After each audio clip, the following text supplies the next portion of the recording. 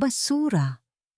Iyan ang tingin ni Victor sa asawang nagbuwis ng buhay para sa kanyang pangarap habang nagpapakasarap siya sa bisig ng kanyang kabit.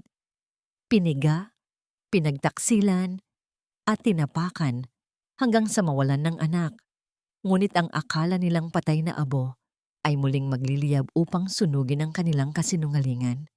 Mula sa putikan, babangon ang isang reyna. Handa na ba silang tikman ang mapait na halimuyak ng karma? Mula sa speaker ng teleponong hawak ng ibang babae, umalingaw-ngaw ang boses na minsan ay nangakong magmamahal sa kanya habang buhay. Walang pag-aalinlangan, walang awa. Hayaan mo siya. Nababaliw na naman yan sa selos. Nakakasuka na ang amoy gamot niya sa bahay. Pabalikin mo na lang kung saan siya nanggaling, Lara. Ang malamig na ulan ay walang awang bumubuhos, bumabayo sa nanginginig na balikat ni Tala. Sa ilalim ng madilim na kalangitan, nakatayo siya sa labas ng isang marangyang hotel. Ang kanyang malaking tiyan na nagdadala ng 8 buwang sanggol ay tila isang mabigat na angkla na humihila sa kanyang pagod na katawan pababa. Sa kanyang nanginginig na mga kamay, mahigpit niyang yakap ang isang mamahaling itim na coat. Dinala niya ito, naglakad sa gitna ng bagyo ng mag-isa dahil natatakot siyang baka lamigin ang kanyang asawa sa gabi ng malaking pagdiriwang nito. Iyon pala, may ibang init na nag-aalaga rito. Sa itaas ng ginintuang hagdan ng hotel, nakatayo si Lara. Ang batang assistant. Ang babaeng palaging pinaglulutuan at tinutulungan ni Tala sa tuwing may sakit ito. Ngayon, nakasuot ito ng puting polo shirt ni Victor, malaki at laylay sa kanyang balikat, isang tahasang deklarasyon ng kanilang maduming kasalanan. Lumapit si Lara. Ang labi ay may nakakapasong ng ngisi, ang mga mata ay puno ng paghamak. Narinig mo naman siguro, di ba Tala? 1 taon na kaming ganito. Matagal na siyang diring-diri sa'yo. Look at you. Mukha kang basahan. Ano pa bang hinihintay mo? Isang hakbang ang ginawa ni Tala. Gusto lamang niyang bawiin ang damit ng kanyang asawa, ang huling hibla ng kanyang pag-asa. Ngunit bago pa man dumampi ang kanyang mga daliri, biglang umatras si Lara. Gumawa ito ng mukhang natatakot na umiiyak, ngunit ang mga kamay nito ay mabilis at malakas na itinulak ang dibdib ni Tala. Nawalan ng balanse ang pagod at basang-basang katawan ni Tala. Ang sementadong hagdan ay tila naging isang malupit na bangin. Bumagsak siya, ang kanyang likod ay tumama sa matigas na kalsada. Walang hiyaw na lumabas sa kanyang lalamunan. Ang pinakamatinding sakit ay ang sakit na hindi kayang isigaw. Isang nakakabinging katahimikan ang bumalot sa kanyang isipan kasabay ng isang matalim, nakakawasak na kirot mula sa kanyang sinapupunan. Nanigas ang kanyang mga binti. Ang lalamunan niya ay tila sinakal ng libo-libong tinik.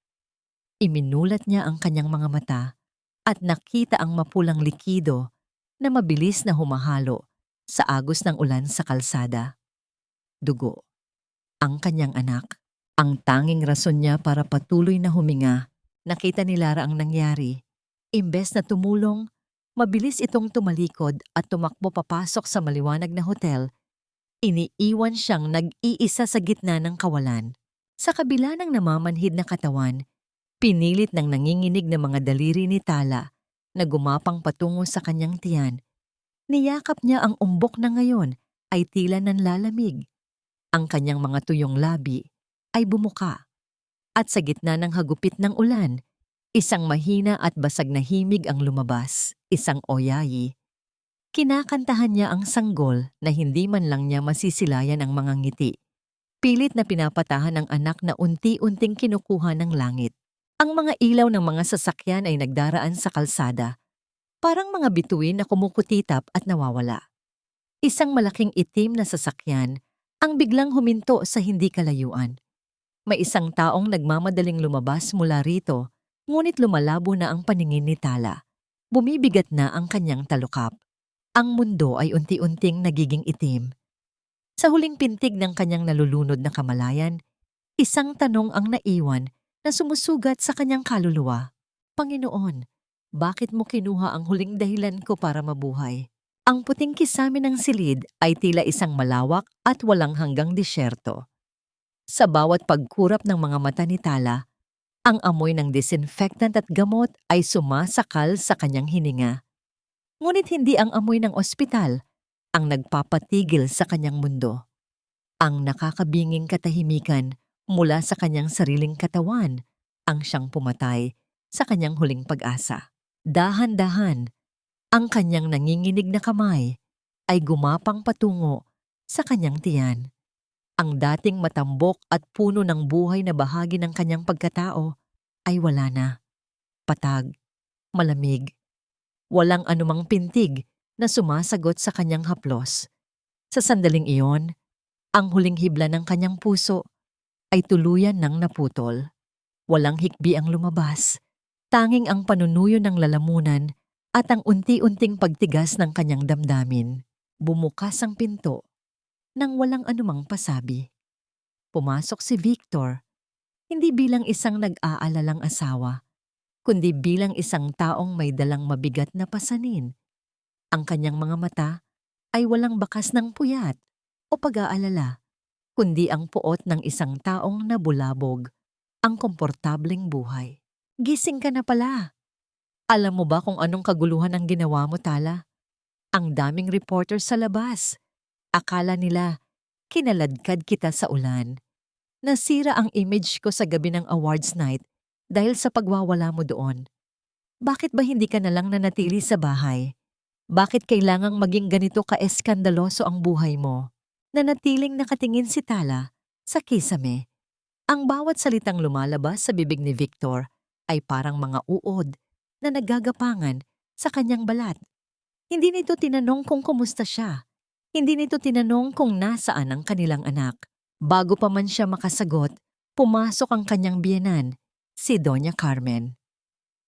Ang tunog ng kanyang mamahaling sapatos sa sahig ay tila mga martilyo na nagpapako sa krus ni Tala.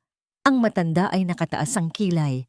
Ang kanyang muka ay puno ng pandidiri, habang nakatingin sa tila kalansay na katawan ng manugang. Sinasabi ko na nga ba, Victor? Ang babaeng ito ay hindi marunong magpahalaga sa biyaya. Kahit ang pagbubuntis, hindi mo magawa ng tama. Tala, namatay ang apo ko dahil sa katigasan ng ulo mo. Anong klaseng asawa ka? Imbes na alagaan ang asawa mong nagtatrabaho, ikaw pa ang naging dahilan ng kahihiyan niya. Paano pa ang pagiging ina? Marahil ay tama lang na kinuha na ng langit ang batang iyan. Baka magaya lang sa'yo na walang silbi. Doon, lumingon si Tala.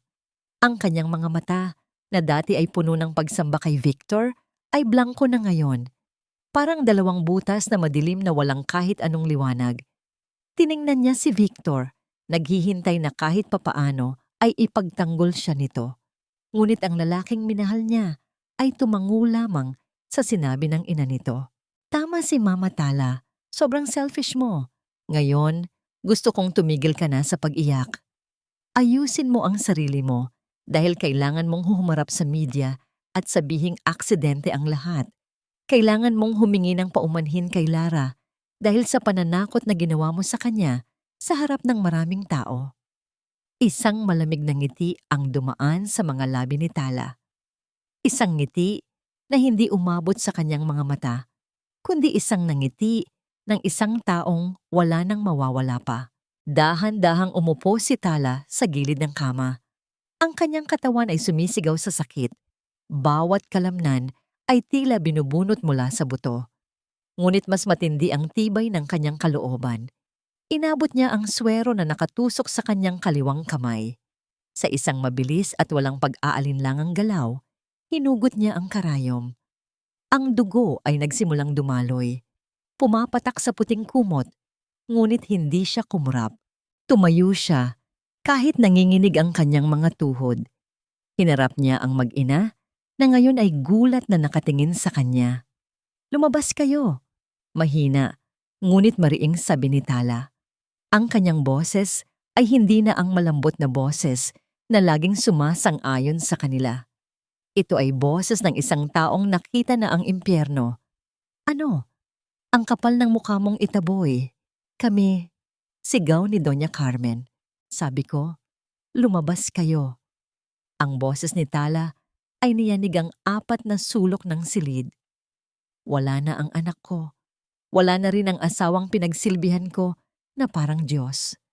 Ngayon, bago ko pa malimutan na may pinag-aralan ako, umalis kayo sa paningin ko. Victor, huwag mo na akong asahang hihingi ng tawad sa kabit mo. Dahil sa susunod na magkita tayo, sisiguraduhin kong hindi lang reputasyon mo ang mawawala sa'yo. Sa gulat at takot sa kakaibang aura ni Tala, napilitang lumabas ang dalawa na nagbubulungan pa rin ng mga sumpa.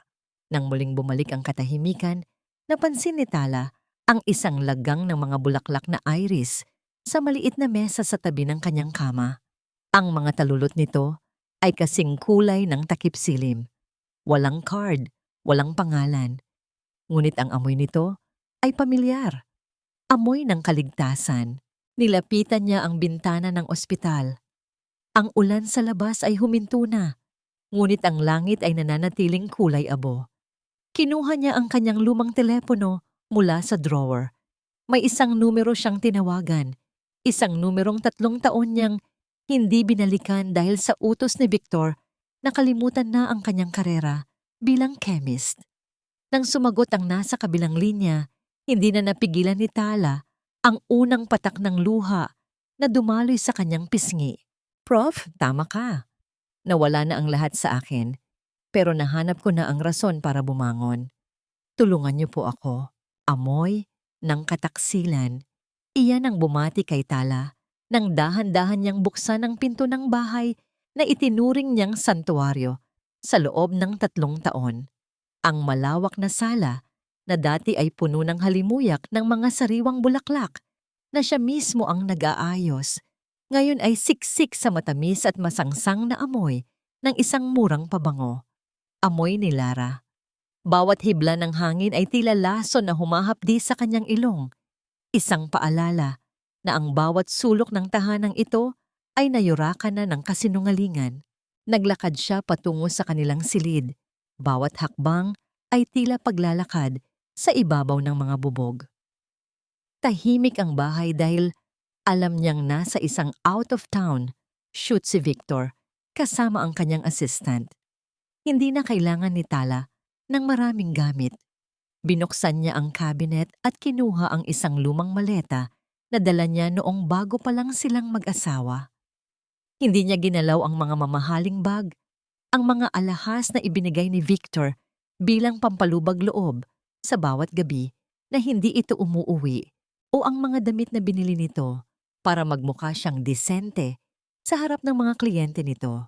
Ang tanging kinuha niya ay ang kanyang mga lumang uniforme sa laboratorio at isang kupas na notebook na may mga talsik ng chemical sa pabalat. Ito ang kanyang kaluluwa.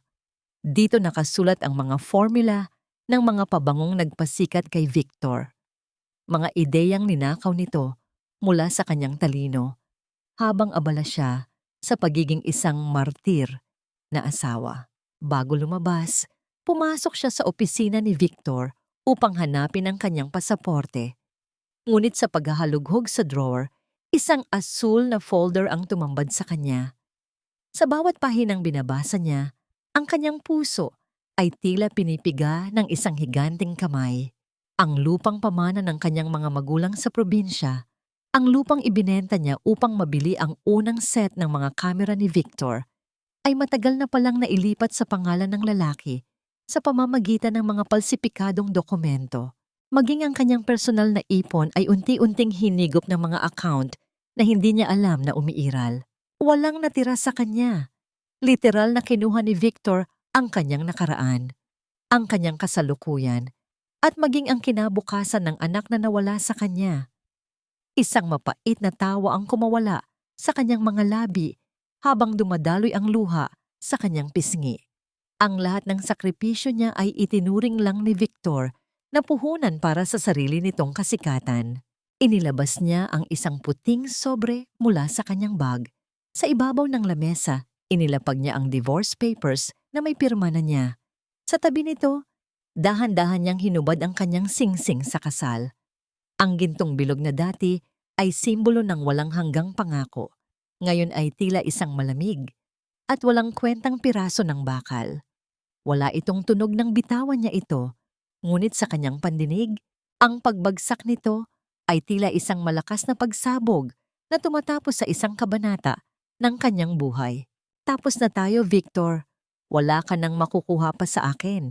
Bulong niya sa hangin. Bit-bit ang kanyang nag-iisang maleta. Lumabas siya ng bahay nang hindi lumilingon. Sa labas ng gate, isang itim na sasakyan ang naghihintay sa ilalim ng ambon.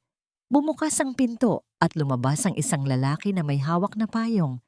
Si Gabriel, ang kanyang dating propesor, ang lalaking palaging naniniwala sa kanyang galing kahit noong tinalikuran niya ang mundo ng siyensya para sa pag-ibig. Hindi nagsalita si Gabriel. Lumapit ito at maingat na kinuha ang maleta mula sa kanyang kamay. Ang tingin nito ay puno ng pag-unawa at isang uri ng respeto na matagal nang hindi nararamdaman ni Tala mula sa kahit na sino. Pinayungan siya nito patungo sa sasakyan. Sinisiguradong hindi siya mababasa ng ulan, isang simpleng galaw na nagparamdam kay Tala na sa wakas, may isang taong handang protektahan siya imbes na gamitin siya. Habang umaandar ang sasakyan palayo sa subdivision, nakatingin lang si Tala sa bintana. Ang mga ilaw ng mga bahay ay nagiging malabong guhit sa dilim. Sa kabilang banda, ilang oras ang lumipas, bumukas ang pinto ng bahay. Pumasok si Victor na tumatawa habang nakaakbay kay Lara na may bitbit na mga pinamili mula sa bakasyon. Ngunit ang tawa ni Victor ay biglang naputol nang mapansin ang nakabukas na opisina at ang puting sobre sa lamesa. Kinuha niya ang papel at binasa ang pirma ni Tala. Imbes na pagsisisi, ang kanyang muka ay namula sa galit. Akala ba niya ay makakaalis siya ng ganun-ganun lang? Tingnan natin kung hanggang saan ka makakarating ng walang pera ko, Tala. Babalik ka rin dito at magmamakaawa na parang aso. Hinablot ni Victor ang singsing at itinapon ito sa basurahan. Habang si Lara ay nakangisi lang sa gilid, kampante na sa wakas ay wala na ang sagabal sa kanilang marangyang buhay. Hindi nila alam, ang babaeng itinuring nilang basahan ay papunta na sa isang lugar kung saan muli siyang magiging isang bituin na mas maliwanag pa sa anumang pangarap nila. Ang bawat araw ay tila isang mahaba at kulay abong anino na walang katapusan. Sa maliit na apartment na ipinahiram ni Gabriel sa probinsya, malayo sa ingay ng Maynila, sinubukan ni Tala na hanapin ang piraso ng kanyang sarili na nawala sa gitna ng ulan. Ngunit ang pinakamasakit na bahagi ng kanyang paggising ay hindi ang katahimikan ng paligid, kundi ang kawalan ng anumang amoy sa mundo. Para sa isang chemist na katulad niya, ang ilong ang kanyang bintana sa kaluluwa ng kalikasan. Ngunit ngayon, ang kape ay tila mainit na tubig lamang. Ang mga bulaklak sa florera ay walang pinagkaiba sa plastik. Ang mundo ay naging flat at walang buhay. Ang kanyang hujiyak, ang kanyang pinakamahalagang talento, ay tuluyan ng namanhid dahil sa tindi ng trauma. Gabi-gabi, binabalikan siya ng iisang panaginip. Ang hagupit ng ulan, ang malamig na semento, at ang kulay ng dugong humahalo sa tubig. Sa kanyang pagtulog, naririnig niya ang iyak ng isang sanggol, ngunit pagdilat ng kanyang mga mata, ang tanging naroon ay ang madilim na kisame at ang mabigat na hininga ng pangungulila. Isang gabi, matapos ang isa na namang matinding atake ng bangungot, natagpuan ni Tala ang sarili na nakaupo sa sahig ng maliit na kusina. Yakap ang kanyang mga tuhod habang nanginginig ang buong katawan. Hindi niya namalayan na bumukas ang pinto. Pumasok si Gabriel, bitbit ang isang baso ng mainit na tsaa na may halong chamomile at honey. Hindi lumapit si Gabriel nang masyadong malapit. Alam niya ang takot na nararamdaman ni Tala sa anumang uri ng biglaang presensya. Umupo siya sa kabilang panig ng maliit na mesa. Sapat na distansya para hindi maramdaman ni Tala na sinasakal siya ng atensyon. Inilapag niya ang tsaa sa ibabaw ng mesa. Hindi mo kailangang magmadali, Tala. Ang sugat na nasa loob ay hindi gumagaling sa paraang gusto natin. Hinahayaan lang itong huminga hanggang sa hindi na ito masyadong mahapdi. Mahinahong sabi ni Gabriel. Ang kanyang boses ay tila isang mainit na kumot sa gitna ng ginaw. Nanatiling tahimik si Tala.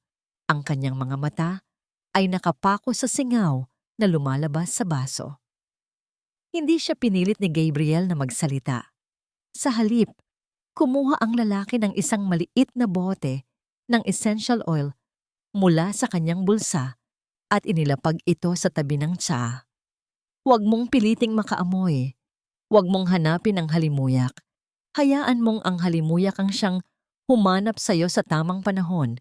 Dagdag pa nito bago tumayo.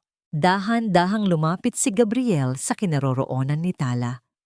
Kinuha niya ang isang manipis na kumot na nakasabit sa upuan. Sa isang napakaingat at magalang na paraan, idinampi niya ang tela sa balikat ni Tala.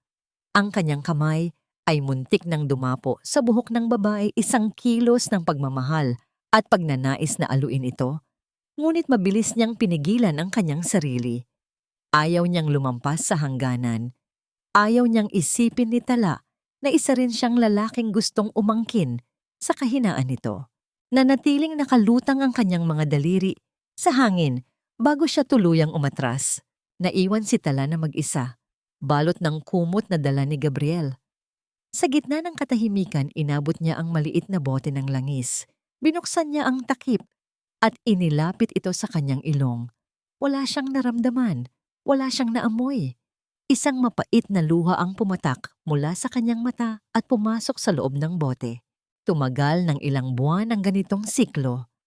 Ngunit isang madaling araw, habang nakaupo siya sa beranda at pinagmamasdan ang pagsikat ng araw, isang hindi inaasahang sensasyon ang dumaan sa kanyang sistema. Hindi ito galing sa bote. Hindi ito galing sa laboratorio. Ito ay isang matamis, malalim, at pamilyar na amoy na tila nagmumula sa mga alaala ng kanyang pagkabata. Amoy ng pag-asa na nakatago sa gitna ng pait. Vanilla. Bulong ni Tala. Ang kanyang boses ay basag, ngunit may dalang kakaibang liwanag. Sa unang pagkakataon, matapos ang mahabang panahon, ang kulay abong mundo ni Tala ay nagkaroon ng isang munting bahid ng ginto. Ang kanyang ilong, ang kanyang kaluluwa ay nagsisimula na muling magising. Ang bawat patak ng chemical sa loob ng laboratorio ni Gabriel ay naging himig ng bagong buhay para kay Tala. Sa loob ng maraming buwan, ang gabi ay hindi na ginugugol sa pagluha, kundi sa pag-aaral ng balanse ng bawat halimuyak. Sa tuwing magdidikit ang kanilang mga kamay ni Gabriel habang nagpapalitan ng mga test tube, may isang uri ng kuryente na dumadaloy.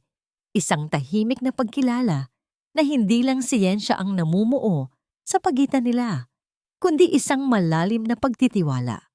Tala, ang Paris ay hindi lamang isang lungsod ng mga pangarap. Ito ang lungsod na magbabalik sa iyo ng lahat ng kinuha nila, sabi ni Gabriel isang gabi habang pinagmamasdan ang ginagawang formula ng babae. Doon nabuo ang desisyon.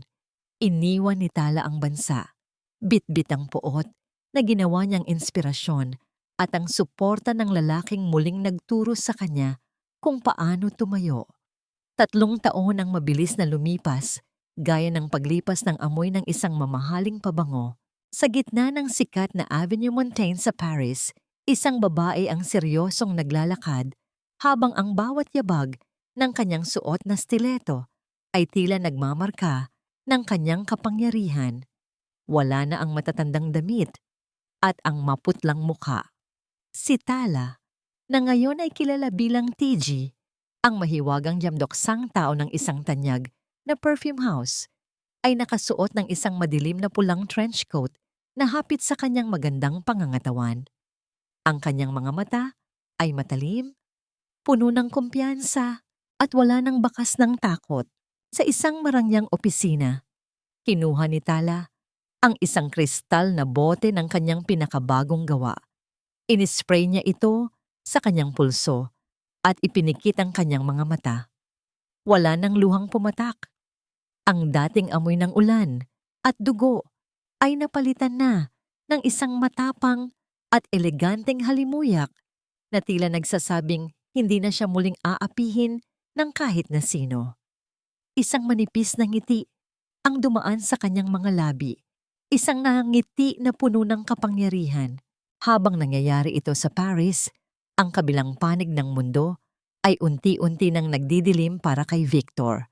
Sa kanyang studio sa Manila, namumula sa galit si Victor habang pinagsasabihan ang kanyang mga tauhan. Ano itong ipinapakita niyo sa akin? Ang pangit ng framing, ang walang kwenta ng concept. Hindi ba ninyo kayang ayusin ang trabaho niyo? Sigaw niya habang itinapon ang mga litrato sa sahig. Simula nang umalis si Tala, ang sining ni Victor ay tila nawalan ng kaluluwa. Hindi niya maamin sa kanyang sarili na ang bawat anggulo, bawat kulay, at bawat estilo na nagpasikat sa kanya ay bunga ng mga payo at mungkahi ni Tala. Si Lara, na ngayon ay asawa na niya, ay abala lamang sa paggastos ng kanyang pera at wala itong alam pagdating sa sining o negosyo. Ang dating imperyo ni Victor ay unti-unti nang nagkakaroon ng mga bitak. Isang hapon, pumasok si Gabriel sa opisina ni Tala sa Paris. Ang kanyang muka ay seryoso habang may hawak na isang pahayagan mula sa Pilipinas. Ibinaba niya ito sa lamesa ni Tala sa tapat mismo ng isang bote ng pabangong kasalukuyang dinidevelop ng babae. Isang pabangong ang pangalan ay Revenge. Tala, kailangan mong tingnan ito. May malaking problema sa Manila. Panimula ni Gabriel. Tiningnan ni Tala ang headline ng balita. Isang malaking larawan ni Victor at Lara ang tumambad sa kanya, lalong longlay sa kanilang mga suot. Ang balita ay tungkol sa nalalapit na paglulunsad ng isang bagong linya ng pabango na ayon kay Victor ay obra maestra ng kanyang pamilya. Gustong mag-launch ng pabango ng ex-husband mo at ang mas malala, ginagamit nila ang iyong dating pangalan para sa promosyon. Sinasabi nilang ang formula na yon ay alay ni Victor para sa nawawala niyang asawa, dagdag ni Gabriel. Nanigas ang panga ni Tala. Ang kanyang mga daliri ay mahigpit na humawak sa gilid ng mesa hanggang sa mamuti ang kanyang mga kuko. Ang kapal ng mukha ni Victor ay tila walang hangganan. Hindi lamang nito ninakaw ang kanyang nakaraan, kundi pati ang kanyang pangalan ay nais nitong gamitin para sa pansariling interes. Hayaan mo silang magsaya sa ngayon. Gabriel? Malamig na sabi ni Tala, ang boses ay tila talim ng kutsilyo. Hayaan mo silang isipin na nanalo na sila dahil hindi nila alam sa mismong araw ng kanilang pagdiriwang, doon ko ipapatikim sa kanila ang tunay na halimuyak ng aking pagbabalik. Ang mga mata ni Tala ay kuminang sa ilalim ng ilaw ng opisina. Isang kislap na puno ng nagbabagang plano. Ang laro ay magsisimula pa lamang. Sa loob ng opisina ni Victor sa Manila, ang hangin ay tila naghihingalo. Wala na ang dating masiglang ingay ng mga kliyente at ang tunog ng mga kamera. Ang tanging naroon ay ang tambak na bayarin at ang banta ng pagbangkarote. Sa harap ng kanyang mesa, nakaupo si Victor na tila tumanda ng 10 taon. Ang kanyang buhok ay gulo-gulo at ang kanyang mga mata ay puno ng pagod at takot. Ang kanyang imperyo na itinayo sa ibabaw ng mga pangarap ni Tala ay unti-unti nang nilalamon ng utang. Bumukas ang pinto at pumasok si Lara. Suot ang isang mamahaling seda na damit na alam ni Victor na hindi na nila kayang bayaran. Ngunit sa pagkakataong ito, hindi reklamo ang dala ng babae. May hawak siyang isang maliit na bote ng kristal na may lamang kulay gintong likido. Isang mapanlinlang na ngiti ang nakapinta sa kanyang mga labi. Victor darling, huwag ka nang mag-alala. Eto na ang solusyon sa lahat ng problema natin. Malambing na sabi ni Lara habang inilalapag ang bote sa harap ng lalaki. Kinuha ni Victor ang bote at binuksan ito. Isang pamilyar na halimuyak ang lumabas. Amoy ng mga bulaklak sa madaling araw na may halong tamis ng prutas. Napapikit si Victor. Pamilyar ang amoy na ito. Pakiramdam niya ay Narinig na niya ang himig ng amoy na ito noon pa man. Saan mo nakuha ito? Tanong ni Victor. May halong pag-asa sa kanyang boses. Ako ang gumawa niyan. Ginamit ko ang lahat ng natutunan ko habang pinapanood si Tala noon. Ito ang magiging pambato natin sa Paris Fragrance Expo. Tatawagin nating Lara's Grace. Sasabihin natin sa media na ito ang bunga ng pagmamahalan nating dalawa, pagsisinungaling ni Lara. Ang totoo, natagpuan ni Lara ang isang lukot-lukot na papel sa ilalim ng isang lumang cabinet sa bodega. Isang pahina mula sa notebook ni Tala na aksidenteng napunit at naiwan. Hindi alam ni Lara ang kabuuan ng siyensya sa likod nito, ngunit kinopya niya ang mga nakasulat na sangkap at ipinagawa sa isang murang laboratorio. Dahil sa desperasyon, pinili ni Victor na maniwala. Ito na yon. Ibebenta natin ang huling ari-arian natin para pondohan ang launch na ito sa Paris. Kapag nakuha natin ang atensyon ng mga international buyers, mababawi natin ang lahat. Habang nagdiriwang ang dalawa sa Manila, sa isang pribadong laboratorio sa Paris, binabasa ni Tala ang isang chemical analysis report na ibinigay ni Gabriel.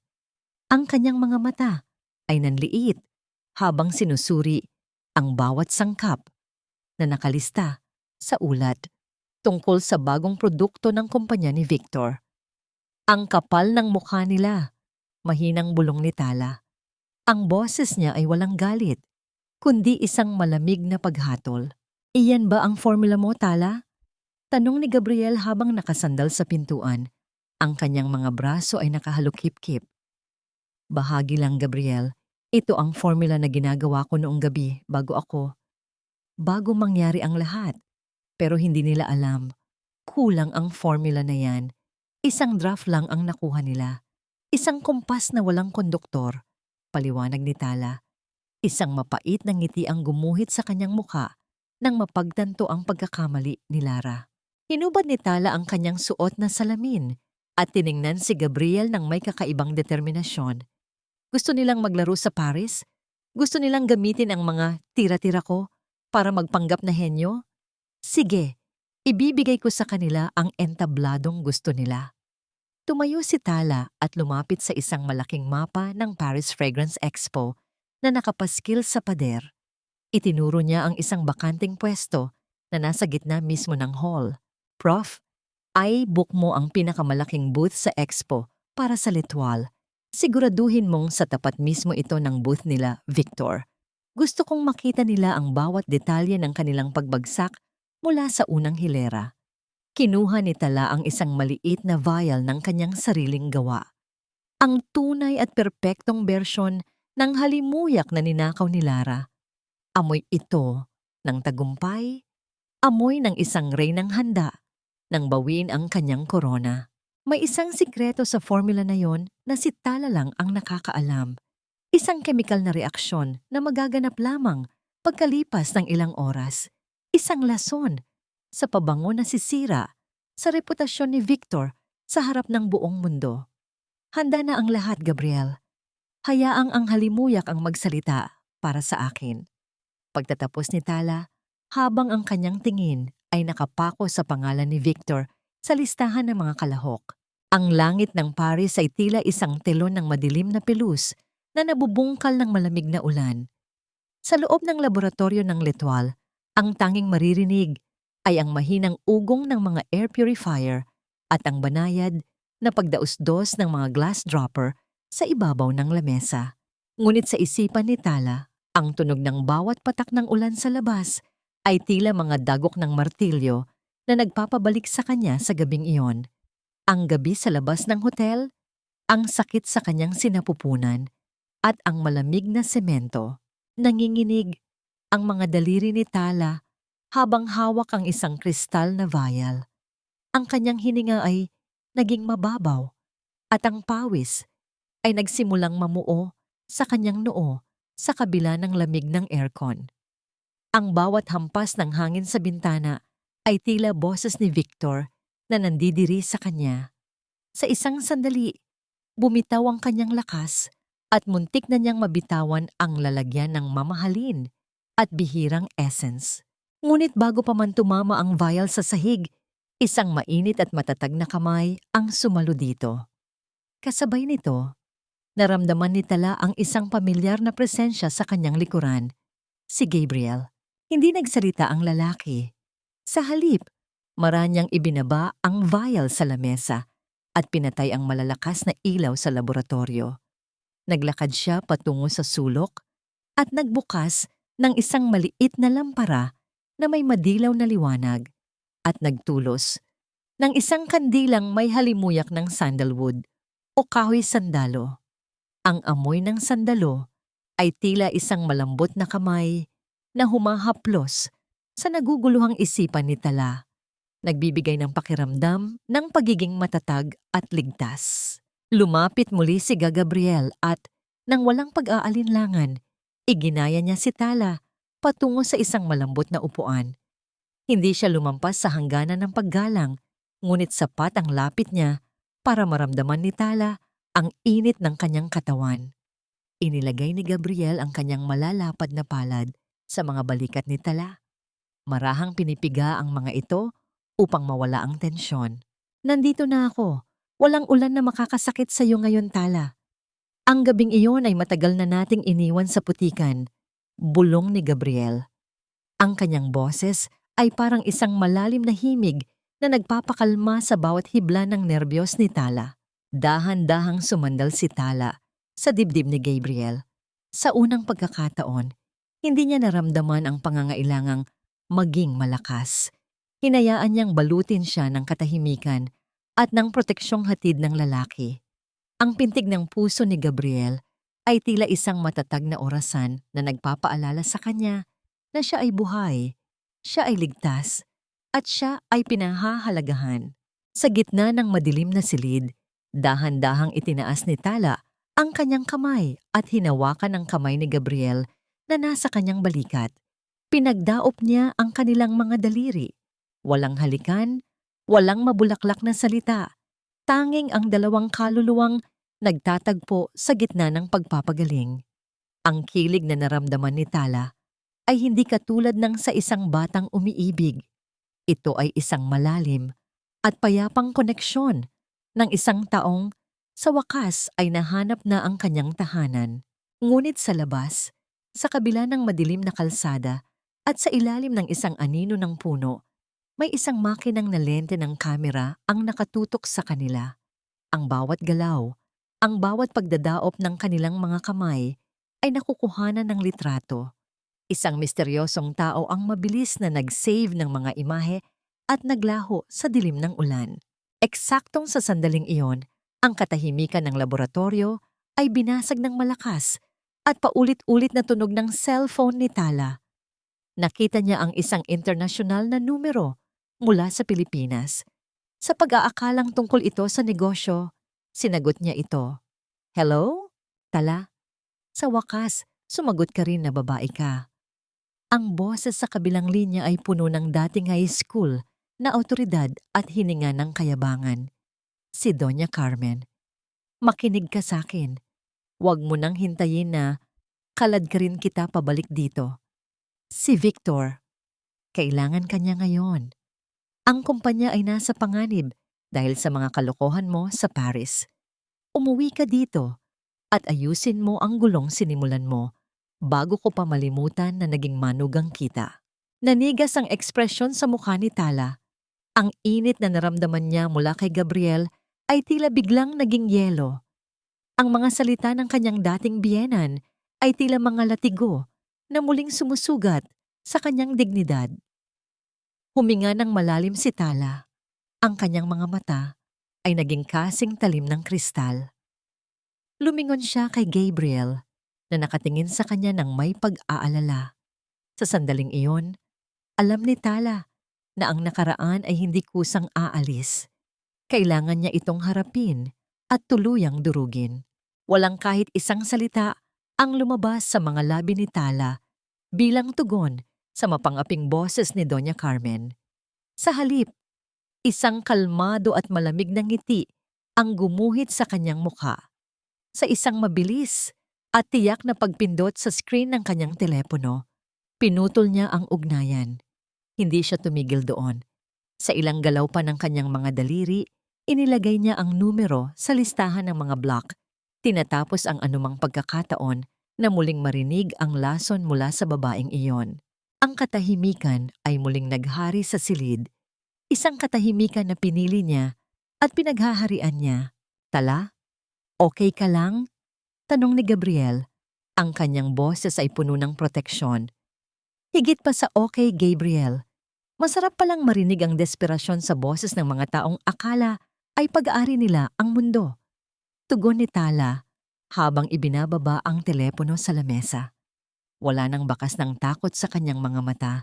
Tanging ang ningas ng isang planong malapit ng magbunga. Sa kabilang panig ng mundo, sa loob ng malawak at marangyang Charles de Gaulle Airport sa Paris, bumaba mula sa eroplano ang dalawang tao na tila may dalang sariling bagyo. Si Victor ay nakasuot ng mamahaling coat, pilit na itinatago ang pagod sa kanyang mukha sa likod ng malalaking shades. Sa tabi niya, si Lara ay naglalakad na tila siya ang reyna ng Pransya, nakasuot ng mga alahas na kumikinang sa bawat galaw. Kahit na alam ng kanilang mga accountant na ang lahat ng yon ay galing na sa huling sentimo ng kumpanya. Victor, darling, bakit ba napakalamig dito? At bakit parang amoy luma ang airport nila? I thought Paris was supposed to be sophisticated. Reklamo ni Lara. Ang kanyang boses ay matinis at puno ng kapritsyo. Isang porter na Pilipino ang lumapit upang tulungan sila sa kanilang mga maleta. Nang hindi sinasadyang masagi ng gulong ng maleta ang sapatos ni Lara, mabilis na nag-init ang ulo ng babae. Hoy! Mag-ingat ka nga! Do you have any idea how much these shoes cost? Mas mahal pa ito sa buhay mo. Sigaw ni Lara sa Tagalog, kahit na nasa gitna sila ng Paris. Ang porter ay humingi ng paumanhin sa mahinahong paraan, ngunit patuloy ang pagbubunganga ni Lara na nagpapakita ng kanyang likas na pagiging mapagmataas at walang modo. Napahilot na lamang si Victor sa kanyang sentido. Sa loob ng 3 taon, naging ganito ang buhay niya kasama si Lara. Noong una ay akala niya ay masaya ang pagkakaroon ng isang asawang palaging sumasamba sa kanya. Ngunit ngayon ay unti-unti na niyang nararamdaman ang bigat ng pagiging linta nito. Wala itong alam gawin kundi gumasta at magreklamo. Namimiss niya ang katahimikan at ang katalinuhan ni Tala, ngunit mabilis niyang itinaboy ang isiping iyon. Para sa tagumpay ito, Victor, huwag kang lilingon. Bulong niya sa sarili.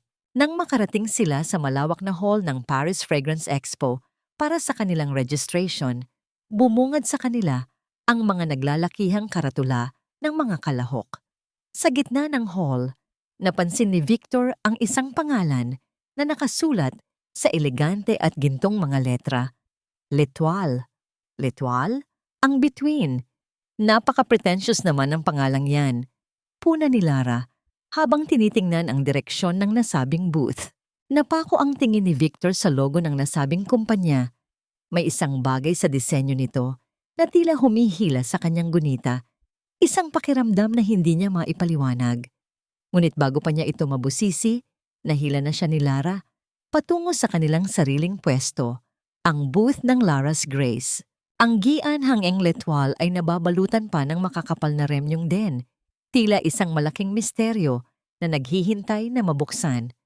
Wala ring makitang tauhan sa paligid nito, hindi katulad ng ibang mga booth na abala na sa pagsasayos. Ang tanging naroon ay ang misteryosong aura na tila nagbabanta sa lahat ng lalapit. Huwag mong pansinin yan, Victor.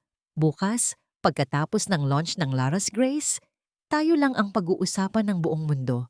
Magiging tanyag tayo at ang tala na yun, baka namamalimos na sa tabi-tabi, sabi ni Lara nang may kasamang tawa na puno ng panunuya. Hindi sumagot si Victor, ngunit may isang uri ng kaba na nagsisimulang mamuo sa kanyang dibdib. Isang kaba na hindi niya maipaliwanag, tila isang anino na sumusunod sa kanya sa bawat hakbang sa malamig na sahig ng Paris. Ang hangin sa labas ng isang sikat na cafe sa Paris ay may dalang amoy ng bagong giling na kape at sariwang croissant. Ngunit para kay Victor, ang bawat hininga ay tila punong-puno ng tensyon. Habang naglalakad siya sa bangketa, pilit niyang pinapakalma ang kanyang sarili para sa gaganaping expo kinabukasan. Ngunit biglang napatigil ang kanyang mundo. Sa kabilang panig ng kalsada, may isang babaeng nakatayo sa tapat ng isang pulang sasakyan. Nakasuot ito ng isang elegante at mahabang pulang coat na hapit sa kanyang katawan. Ang kanyang buhok ay maingat na nakaayos at ang kanyang tindig ay puno ng awtoridad na tila pag-aari niya ang buong lungsod. Ang babaeng iyon, ang bawat kurba ng kanyang mukha, ang bawat galaw ng kanyang mga balikat ay pamilyar na pamilyar kay Victor. Tala, bulong ni Victor sa hangin. Hindi siya makapaniwala. Ang huling alaala niya kay Tala ay isang tinitiris na babae, basang-basa sa ulan at puno ng dugo. Ngunit ang babaeng nasa harap niya ngayon ay tila isang diwata mula sa isang pangarap na hindi niya kailanman maaabot. Tumawid si Victor sa kalsada. Ang kanyang mga hakbang ay mabilis at puno ng kalituhan. Nang makalapit siya, lumingon ang babae. Ang kanyang mga mata ay tumama sa mga mata ni Victor. Walang gulat, walang takot, wala ring galit. Ang tanging naroon ay isang malawak at malamig na kawalan. Tila tinitingnan niya ang isang estranghero na walang halaga. Tala? Ikaw nga! Sigaw ni Victor. Ang kanyang boses ay puno ng dating kayabangan na may halong gulat. Anong ginagawa mo rito? At bakit ganyan ang suot mo? Siguro ay naghahanap ka ng mapapangasawang foreigner para lang makaahon sa hirap, no? Umuwi ka na sa Pilipinas. Pinapahirapan mo lang ang sarili mo rito sa Paris. Ang mama, may sakit dahil sa'yo. Ako na ang bahala sa pamasahe mo. Bumalik ka na sa bahay at magsilbi ka ulit sa amin. Hindi sumagot si Tala. Pinagmasdan niya lang ang mukha ni Victor. Tila sinusuri ang bawat kulubot ng kasinungalingan sa balat nito. Ang katahimikan ni Tala ay tila isang malakas na sampal na nagpapaliit sa pagkatao ni Victor. Hindi mo ba ako narinig? Tala, huwag kang magpanggap na hindi mo ako kilala. Akmang hahablutin ni Victor ang braso ni Tala nang biglang may humarang na isang malaking anino sa pagitan nila. Isang itim at makintab na sasakyang Bentley ang dahan-dahang huminto sa kanilang tabi. Ang tunog ng makina nito ay tila isang mahinang ugong ng kapangyarihan. Bumukas ang pinto at lumabas si Gabriel. Suot ang isang suit na gawa ng mga pinakamahusay na sastre sa Paris. Ang kanyang presensya ay tila isang pader na hindi kayang tibagin. May problema ba rito, Tala? Tanong ni Gabriel sa isang baritonong boses na puno ng proteksyon. Lumapit siya kay Tala at sa harap mismo ni Victor ay maingat niyang inilagay ang kanyang kamay sa baywang ng babae. Pagkatapos, yumuko siya ng bahagya at hinalikan ng noo ni Tala, isang kilos na puno ng paggalang at matinding pagmamahal. Nanigas si Victor sa kanyang kinatatayuan. Ang selos at ang sugat sa kanyang ego ay tila isang lason na kumalat sa kanyang sistema. Sino ka? Bitawan mo ang asawa ko! Sigaw ni Victor. Akmang susugod, ngunit mabilis na humarang ang dalawang malalaking bodyguard na lumabas mula sa sasakyan. Tiningnan ni Tala si Victor sa huling pagkakataon. Walang emosyon sa kanyang mukha habang kinukuha niya ang isang maliit na bote ng pabango mula sa kanyang bag. Inispray niya ito ng bahagya sa hangin, isang halimuyak na napakalayo sa anumang nagawa ni Victor. Hindi mo na ako asawa, Victor. Matagal na akong namatay sa harap ng hotel na yon, kasama ng anak ko na kinuha niyo sa akin. Malamig na sabi ni Tala. Ang kanyang boses ay tila talim ng yelo na bumaon sa dibdib ni Victor. At tungkol sa pabango mo. Humakbang si Tala patungo sa sasakyan, ngunit tumigil siya ng sandali at lumingon muli kay Victor.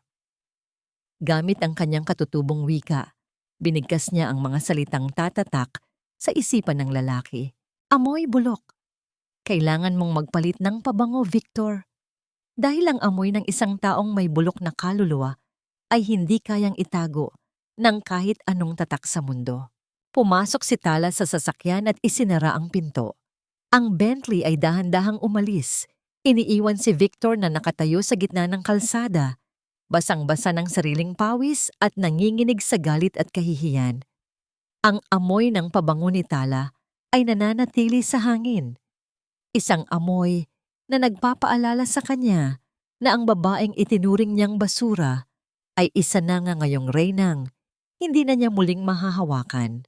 Ang malawak na bulwagan ng Paris Fragrance Expo ay tila isang dagat ng nagniningning na mga ilaw, kristal, at ang nakakalunod na halo-halong bango ng pinakamamahal na mga bulaklak sa mundo.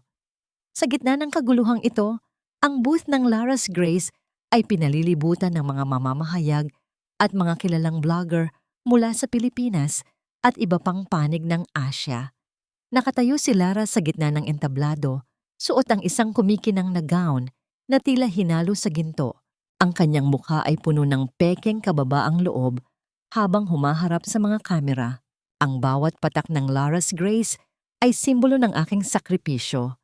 Pagsisinungaling ni Lara habang nagpapanggap na pinupunasan ang isang hindi umiiral na luha. Binuo ko ito sa gitna ng mga pagsubok bilang alay sa aking asawa na si Victor. True love really waits, and this scent is my ultimate gift to him. Gusto kong ipakita sa mundo na kahit anong hirap, basta may pag-ibig, makakagawa ka ng isang obra maestra. Sa tabi niya, si Victor ay nakangiti ng may pagmamalaki. Pilit na itinatago ang kaba sa kanyang dibdib. Ang bawat salita ni Lara ay tila isang matamis na lason na tinatanggap ng publiko. Ngunit sa gitna ng kanilang pagdiriwang, biglang tumahimik ang paligid. Ang mga rem, yung den ng malaking booth sa kanilang tapat, ang booth ng L'Etoile, ay dahan-dahang hinila pabalik. Walang malakas na musika, walang kumikinang na mga ilaw.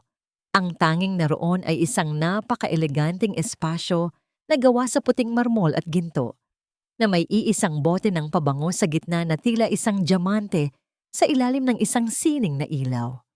Ang aura ng karangyaan at misteryo ng L'Etoile ay biglang naging sentro ng atensyon. Dahilan upang ang booth ni na Victor ay magmukhang murang perya sa tabi nito. Ang mga world-class critics, kabilang na ang kinatatakutang si Madame Vivienne na kilala sa pagkakaroon ng nose of a goddess, ay hindi man lang lumingon sa direksyon ni Lara.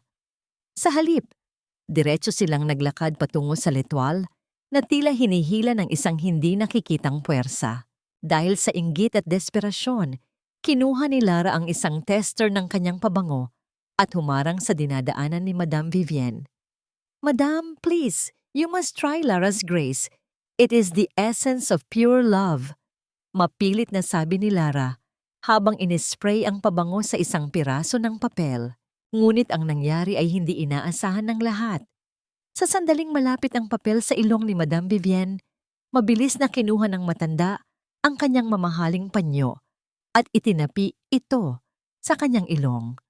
Ang kanyang mukha ay namula sa inis at ang kanyang mga kilay ay nagsalubong sa matinding pandidiri. "C'est dégoûtant," bulalas ni Madame Vivienne. "This is not love. It lacks depth. It lacks soul. It smells like a desperate attempt to cover up a lie. Please, do not insult my nose ever again." Napahiya si Lara sa harap ng lahat ng kamera. Ngunit hindi doon nagtatapos ang kanyang kamalayan. Habang pilit niyang inaayos ang kanyang sarili, napansin ng ilang mga buyers na ang mga bote ng pabango sa kanilang display ay hindi na kasing linaw ng kanina. Ang likido sa loob ng mga kristal na bote ay unti-unting nagiging malabo at nagkakaroon ng mga puting namumuong parang ulap. Ang Lara's Grace ay nagsisimulang mabulok sa loob mismo ng bote nito. "Victor, look! Anong nangyayari sa mga bote?" Bulong ni Lara na puno ng takot. Bago pa man makasagot si Victor, ang malakas na boses mula sa speaker ng hall ay umalingaw-ngaw. Nagpatahimik sa lahat ng bulungan. "Attention everyone, we have an urgent announcement. The organizing committee has received a formal complaint regarding the Lara's Grace entry. Based on initial chemical forensic evidence, there is a serious allegation of intellectual property theft and plagiarism. We request the representatives of Lara's Grace to step forward for a public confrontation. Ang lahat ng kamera, ang lahat ng mata, at ang lahat ng mapanghusgang tingin ay sabay-sabay na humarap kina Victor at Lara. Sa gitna ng kaguluhan, mula sa madilim na bahagi ng booth ng Letwal, dahan-dahang lumabas si Tala. Ang kanyang bawat hakbang ay tila isang hatol ng kamatayan para sa kanilang dalawa. Sa ilalim ng nagniningning na mga ilaw ng Paris Fragrance Expo, si Tala ay tumayo sa gitna ng entablado na tila isang hukom na handang magbaba ng huling sentensya. Ang kanyang pulang trench coat ay tila sumisimbolo sa dumanak na dugo at pait ng kanyang nakaraan, ngunit ang kanyang mukha ay kasing lamig ng marmol. Sa tapat niya, si Lara ay nanginginig sa galit at takot. Habang si Victor ay nakatayo na, tila isang taong nawawalan ng hangin sa gitna ng maraming tao. Ang sining ng paglikha ng pabango ay hindi lamang tungkol sa paghahalo ng mga sangkap.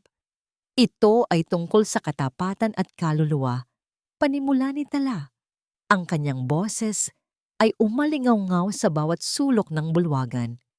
Ang Lara's Grace ay isang insulto sa sining na ito.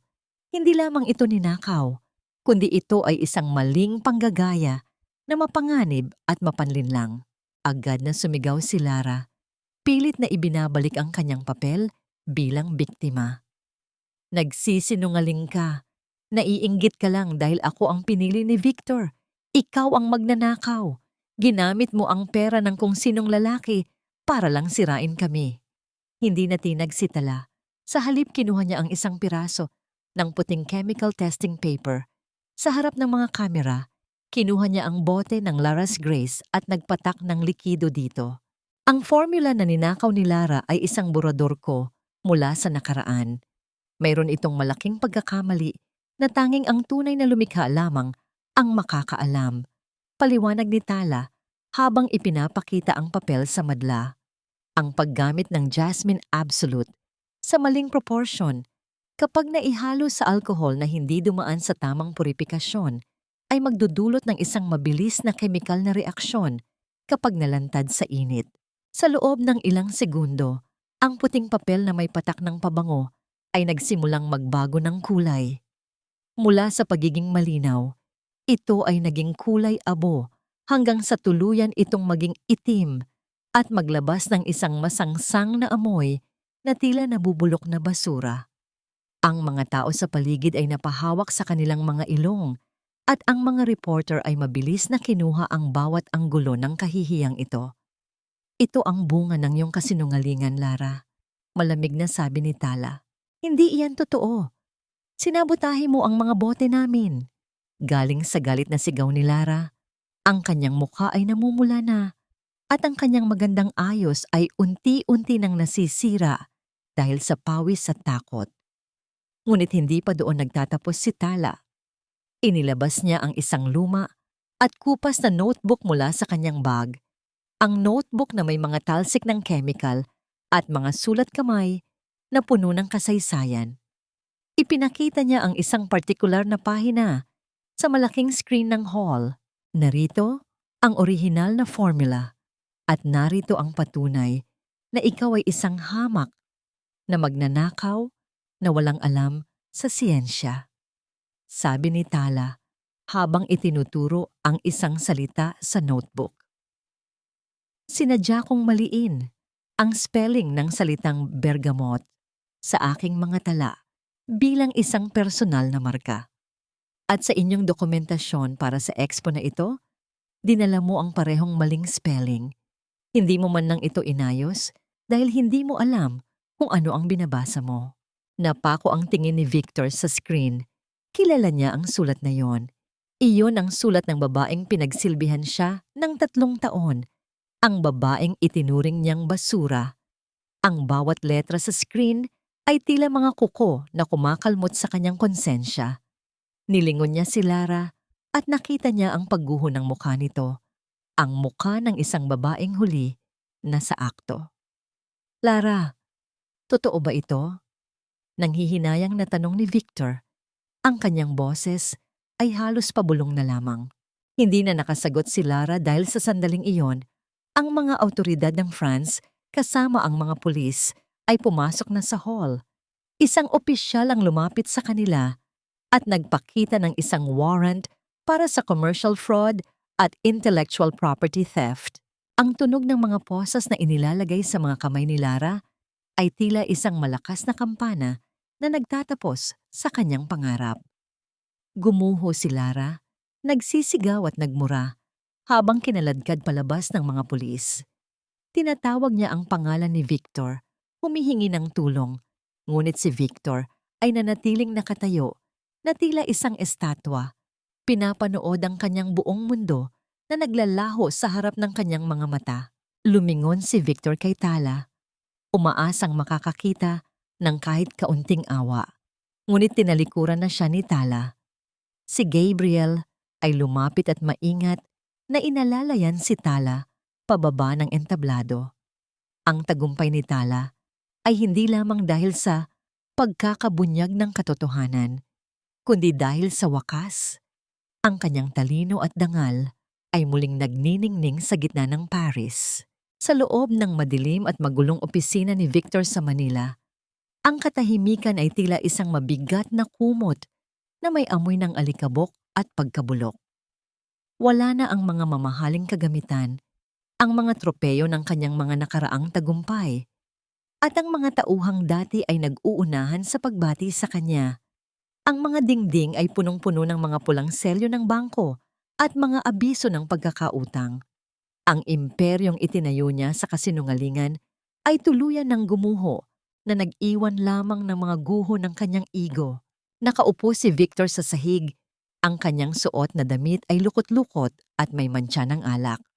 Sa kanyang tabi ay ang mga legal na dokumento mula sa Paris na nagsasabing kailangan niyang magbayad ng milyon-milyong danyos dahil sa iskandalong idinulot ng Lara's Grace. Ngunit wala na siyang kahit isang sentimo. Maging ang kanyang huling ari-arian ay naisara na ng mga awtoridad. Ang pinakamasakit na dagok ay hindi ang pagkawala ng pera, kundi ang balitang natanggap niya tungkol sa kanyang ina. Si Doña Carmen, ang babaeng itinuring ang sarili na reyna, ay kasalukuyang nakahiga sa isang masikip at maingay na ward ng isang ospital ng gobyerno dahil sa matinding high blood at atake sa puso matapos mabalitaan ang nangyari sa Paris.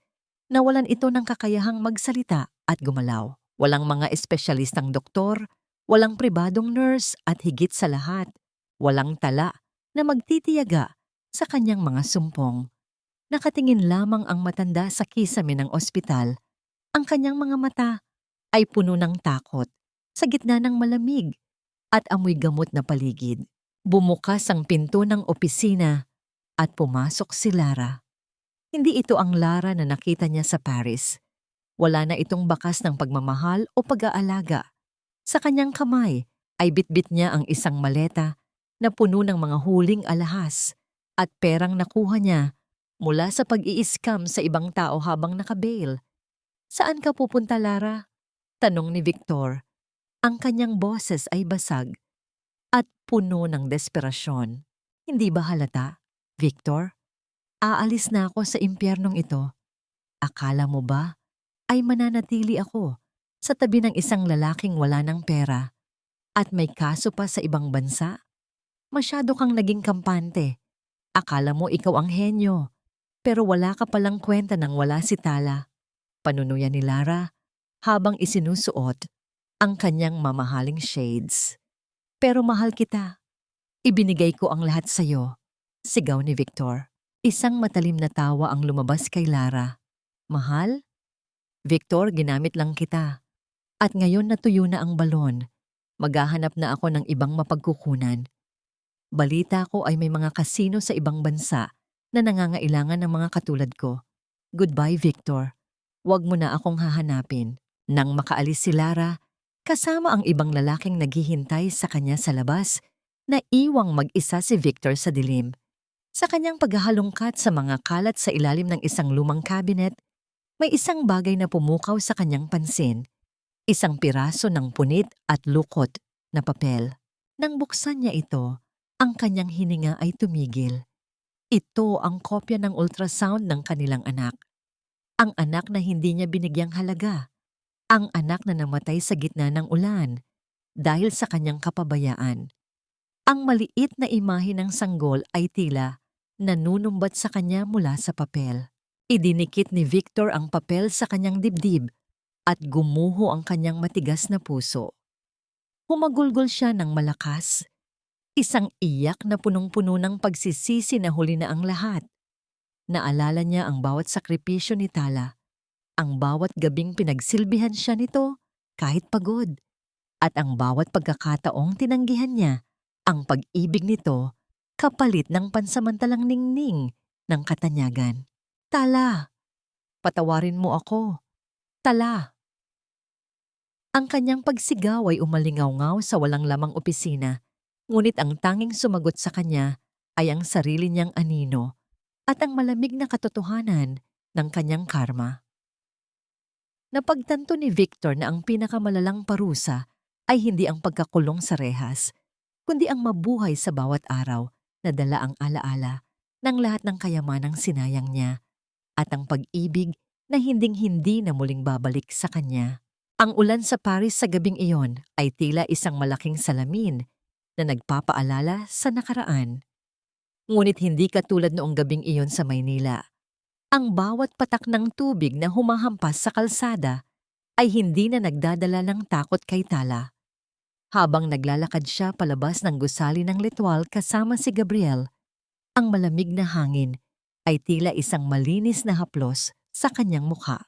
Sa kabilang panig ng kalsada, sa ilalim ng isang madilim na poste ng ilaw, may isang aninong nakatayo. Basang-basa, marumi ang suot na coat at nanginginig sa ginaw. Si Victor, ang lalaking dati ay tinitingala ng lahat dahil sa kanyang tindig at kayabangan, ngayon ay tila isang pulubi na naghihintay ng limos. Ang kanyang mga mata ay lubog at ang kanyang mukha ay tila isang mapa ng pagkatalo.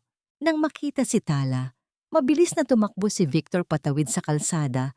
Nadulas pa siya sa basang semento, ngunit mabilis na bumangon. Lumuhod siya sa harap ni Tala, sa gitna mismo ng putikan at ulan. Tala, pakiusap, Tala. Sigaw ni Victor, ang kanyang boses ay basag at hinaluan ng hikbi. Nawala na ang lahat sa akin. Ang mama, ang kumpanya, lahat. Patawarin mo ako. Alam kong nagkamali ako, pero kailangan kita. Ikaw lang ang tanging nagmalasakit sa akin. Bumalik tayo sa Pilipinas. Magsimula tayo ulit. Gagawin ko ang lahat. Magbabago ako. Pangako. Tiningnan ni Tala ang lalaking nakaluhod sa kanyang paanan. Wala siyang naramdamang tagumpay, tanging isang matinding pagkapagod at habag. Hindi dahil sa mahal pa niya ito, kundi dahil sa labis na kaliitan ng kaluluwa ng taong nasa harap niya. Tumayo ka dyan, Victor. Nakakahiya ka. Malamig na sabi ni Tala. Hindi ako tatayo hanggat hindi mo sinasabing pinapatawad mo na ako. Lalong hinigpitan ni Victor ang pagkakahawak sa dulo ng coat ni Tala. Biglang may kinuha si Victor mula sa loob ng kanyang bulsa. Isang itim na bagay na bakal. Isang baril. Mabilis na humarang si Gabriel sa harap ni Tala. Ang kanyang mga mata ay nagbabanta. Ngunit itinaas ni Victor ang baril hindi para itutok sa kanila, kundi upang ipilit ito sa kamay ni Tala. Ngunit lalo pang naging mabigat ang sitwasyon nang tawagin si Isabel upang tumestigo. Maingat niyang pinunasan ang mga matang tila namumugto sa luha bago humarap sa hukuman. Sa likod ng kanyang maamong anyo ay nakatago ang isang mapanirang kasinungalingan. Kagalang-galang na hukom, mahinahon niyang wika, lumapit mismo sa akin si Maya, ilang buwan na ang nakalipas. Sinabi niyang hindi na niya kayang buhayin ang mga bata dahil sa matinding paghihirap na kanyang dinaranas. Inalok niya akong kunin ang mga ito, kapalit ng malaking halaga ng pera upang mabayaran umano ang kanyang mga pagkakautang. Napahinto siya sandali at nagkunwaring pinipigil ang pagluha. bago ipinagpatuloy ang kanyang salaysay. Ayon sa kanya, iyon na lamang daw ang natitira niyang paraan upang makabangon, kaya naniwala akong kusa niyang isinusuko ang kanyang mga anak. Tinitigan ni Tala ang baril sa kanyang kamay. Pagkatapos ay tiningnan niya ng diretso si Victor sa mga mata. Sa isang marahas ngunit kalmadong galaw, binitawan ni Tala ang baril. Ang bakal ay bumagsak sa semento, lumikha ito ng isang tuyong tunog bago tumalsik sa gilid. Hindi kita papatayin, Victor, dahil ang kamatayan ay isang madaling paraan para makatakas ka sa lahat ng ginawa mo. Panimula ni Tala. Ang boses niya ay mas malakas pa sa tunog ng ulan. Gusto mong patawarin kita? Sige, pinapatawad na kita. Pero ang pagpapatawad ko ay hindi nangangahulugang babalik ako sa'yo. Pinapatawad kita dahil ayaw ko nang magdala ng kahit anong basura sa puso ko. Ang makita kang nabubuhay sa pagsisisi araw-araw, ang maalala mo, ang mukha ng anak natin sa bawat gabi na mag-isa ka. Iyan ang parusa mo. At iyan ang mas masakit kaysa sa anumang bala. Hinawakan ni Gabriel ang kamay ni Tala. Isang mainit at matatag na haplos na nagpabalik sa kanya sa realidad. Tala, sapat na. Tara na. Tumalikod si Tala nang walang pag-aalinlangan. Hindi niya pinakinggan ang mga huling pagsusumamo ni Victor na humahalo sa ihip ng hangin. Habang naglalakad sila palayo, binuksan ni Gabriel ang isang malaking payong. Nililimbitahan si Tala sa ilalim ng proteksyon nito. Sa kalsada, nanatiling nakaluhod si Victor, mag-isa sa gitna ng dilim at ulan ng Paris. Ang kanyang mga kamay ay nakabaon sa putikan at ang kanyang mga luha ay walang saysay na dumadaloy. Ang anino ng babaeng minsan niyang sinayang ay unti-unti nang naglalaho sa kislap ng mga ilaw ng lungsod. Iniiwan siyang bilanggo ng sarili niyang karma. Lumipas ang ilang buwan na tila isang banayad na agos ng ilog. Dahan-dahang tinatangay ang mga labi ng bagyong sumira sa buhay ni Tala. Sa isang maliit na balkonahe sa Paris, kung saan ang mga tanawin ng Eiffel Tower ay nagiging kulay ginto sa ilalim ng papalubog na araw, nakaupo si Tala habang hawak ang isang puting papel. Ang kapayapaan sa kanyang muka ay hindi na isang maskara, kundi isang katotohanang nagmula sa kaibuturan ng kanyang kaluluwa. Nakarating sa kanya ang mga balita mula sa Pilipinas na tila mga anino na lamang ng isang nakaraang buhay. Si Victor ay formal nang nasentensyahan ng pagkakulong dahil sa mga kaso ng panloloko at malalaking utang na hindi na mababayaran. Ang lalaking dati ay hindi makapunta sa kahit anong lugar nang walang mamahaling sasakyan. Ngayon ay naglalakad sa madilim na pasilyo ng rehas.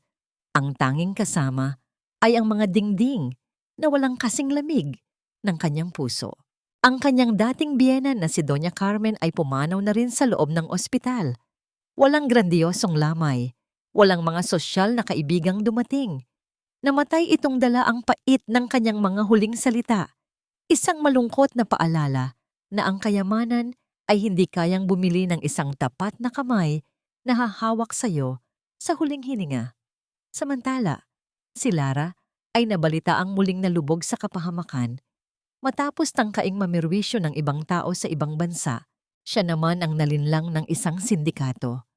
Ang kanyang kagandahan na ginamit niyang sandata ay naging mitya ng kanyang sariling pagkakakulong sa isang madilim na mundo na hinding-hindi na niya matatatakasan. Kinuha ni Tala ang kanyang panulat. Hindi niya isinulat ang liham na ito para kay Victor o para sa mga taong sumugat sa kanya. Isinulat niya ito para sa kanyang sarili, para sa batang Tala na nangarap, para sa asawang nagtiis, at para sa ina na nawalan. Sa aking munting anghel sa langit, simula ng kanyang sulat, ang kanyang boses sa isip ay malambing at payapa. Sana ay masaya ka sa piling ng mga bituin. Gusto kong malaman mo na ang iyong ina ay hindi na umiiyak sa dilim. Pinapatawad ko na ang mundong naging malupit sa atin. Hindi dahil karapat-dapat sila, kundi dahil karapat-dapat tayo sa katahimikan. Ang bawat hapdi ay naging halimuyak ng aking lakas. Ngayon, malaya na ako. Malaya na tayo. Naglakad si Tala patungo sa pampang ng Ilog Seine kasama si Gabriel na tahimik na nagmamasid sa kanya ng may paghanga. Kinuha ni Tala ang isang maliit na lighter at sinilaban ang dulo ng papel. Pinanood nila ang apoy habang dahan-dahang kinakain ang mga salita ng kanyang nakaraan. Ang mga abo ay tinangay ng hangin, tila mga itim na paru-paro na lumilipad patungo sa kawalan, kasabay ng huling bigat na nararamdaman ni Tala sa kanyang dibdib. Isang malalim na hininga ang pinakawalan ni Tala. Pakiramdam niya ay tila siya ay muling isinilang mula sa abo ng kanyang sariling trahedya. Wala na ang hinala, wala na ang puot. Ang tanging natira ay ang malinis na espasyo para sa mga bagong alaala. Handa ka na bang bumalik sa loob? Tanong ni Gabriel. Ang kanyang boses ay tila isang malambot na musika sa pandinig ni Tala. Tumingin si Tala kay Gabriel at sa unang pagkakataon, nakita niya ang kanyang sarili sa mga mata ng lalaki. Hindi bilang isang biktima, kundi bilang isang reynang nahanap na ang kanyang kaharian. Ngumiti siya, isang tunay at maningning na ngiti. Handa na ako, Gabriel. Handa na ako sa lahat ng susunod na kabanata. Tugon ni Tala. Bago sila maglakad palayo, kinuha ni Gabriel ang isang maliit na kahon mula sa kanyang bulsa. Isang diamanteng singsing na kumikinang sa ilalim ng mga ilaw ng Paris. Hindi ito isang kadena, kundi isang pangako ng kalayaan at respeto.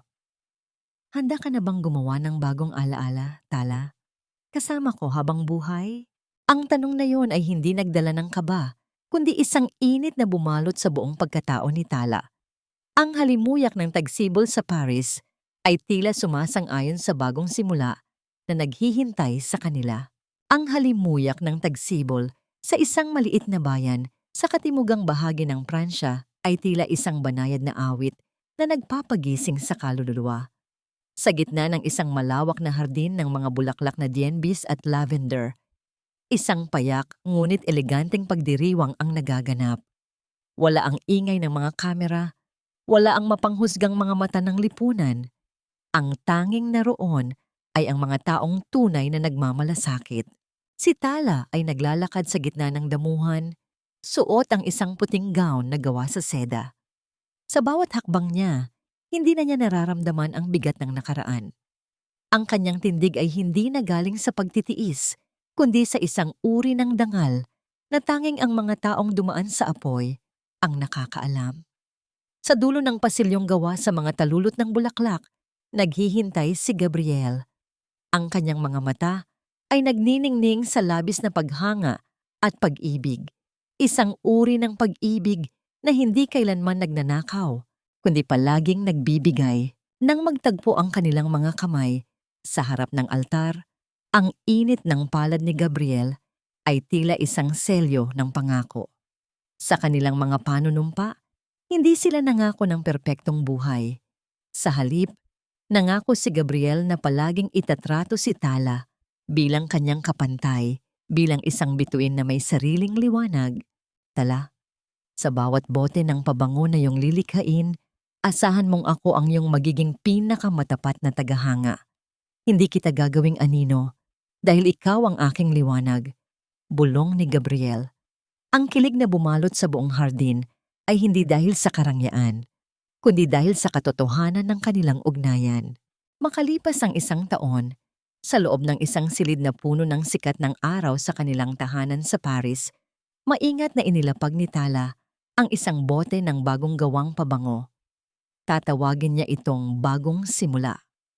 Sa kanyang tabi, isang duyan ang dahan-dahang gumagalaw. Nilapitan ni Tala ang duyan at binuhat ang isang malusog na sanggol na may mga matang tila nagniningning na mga diamante. Sa sandaling iyon, ang tatlong tanong na dating gumugulo sa kanyang isipan ay sa wakas ay nakahanap na ng kasagutan. Pinatawad na ba niya? Oo, pinatawad ni Tala ang kanyang sarili sa pagiging marupok noon. Pinatawad na rin niya ang tadhana. Hindi man niya nakalimutan ang sakit na idinulot ni Victor, hindi na rin ito ang nagpapatakbo ng kanyang buhay. Ang pagpapatawad ay hindi para sa kapakanan ng nagkasala, kundi para sa kalayaan ng biktima. Nahanap na ba niya ang biniyen? Sa bawat haplos niya sa kanyang anak at sa bawat halik ni Gabriel bago matulog, nararamdaman ni Tala ang kapayapaang akala niya ay kinuha na sa kanya habang buhay. Ang katahimikan sa kanyang puso ay hindi na dahil sa takot, kundi dahil sa ganap na pagtanggap sa kanyang halaga. Ano ang aral na iniwan ng kanyang kwento? Ang tunay na halimuyak ng buhay ay hindi nanggagaling sa pinakamamahal na mga bulaklak, kundi sa kakayahan ng isang tao na bumangon mula sa sarili niyang mga abo. Ang pag-ibig ay hindi dapat maging isang sakripisyong nakakamatay ng pagkatao, kundi isang ugnayang nagpapalago sa bawat isa.